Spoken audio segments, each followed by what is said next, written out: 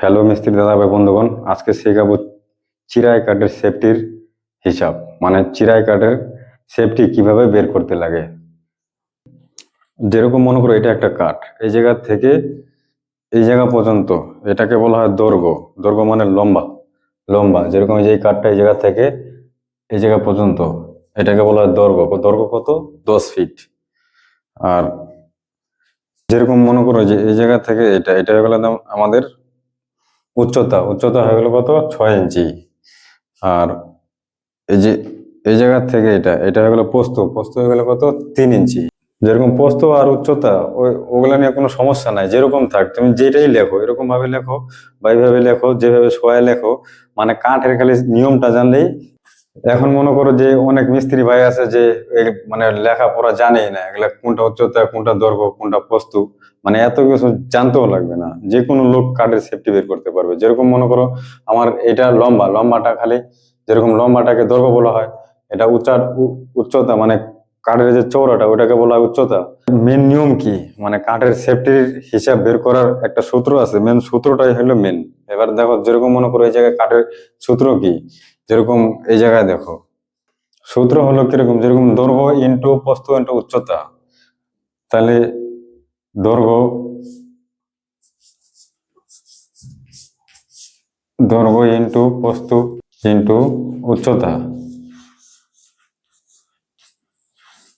উচ্চতা হয়ে গেল, মানে সূত্র হলো কি, দৈর্ঘ্য ইন্টু প্রস্থ ইন্টু উচ্চতা, এটাকে 144 দিয়ে ভাগ দিলেই যা বের হবে তাই। সমান সমান দৈর্ঘ্য কত আছে? 10 ফিট।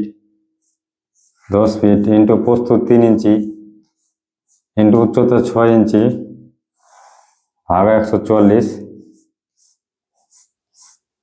তাহলে তাহলে কত হচ্ছে? 3×30, 30×6 180।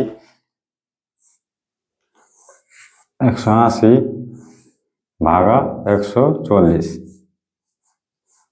সমান সমান 1.25।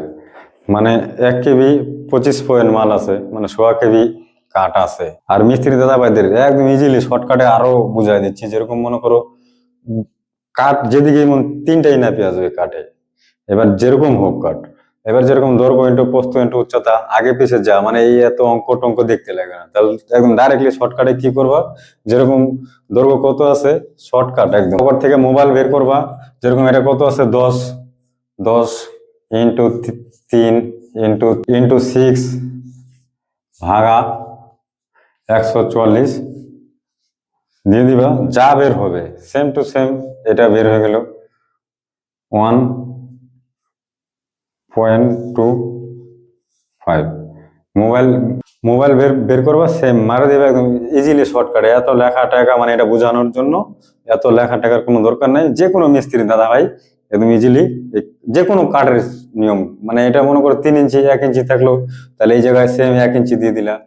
এবার দেখা গেল 8 ইঞ্চিরও কাঠ থাকতে পারে, 10 ইঞ্চিরও কাঠ থাকতে পারে, যা থাকলো সেম টু সেম ইঞ্চি দিয়ে দিবে, সেম এইভাবে ভাগ দিয়ে দিবে, ভাগ দিয়ে যা বের হবে হয়ে গেল। এবার তোমাদের যত পিস কাঠ লাগবে, মনে করো একটা বিল্ডিং এ তো আর একটা দুইটা কাঠ লাগে না, এটাতে একটা কাঠের হিসাব। এবার মনে করো 40 পিস 50 পিস 100 200 300, মোটামুটি ধরো 200 পিস পান লাগবে, 200 300 500, ধরো একটা 200 পিসে, তাহলে এই জায়গায় ইন্টু দিয়ে দিলে এই জায়গায় দিতে পারো। একবার এক লাইনে দিয়ে এই জায়গায় দিবা, হিসাব বের হয়ে গেল।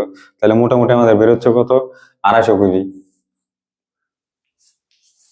250 সেফটি সেফটি হয়ে গেল, মানে 250 কেবি মাল বের হয়েছে।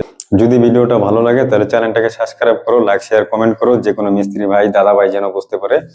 আবার দেখা হবে বন্ধুগণ, টাটা।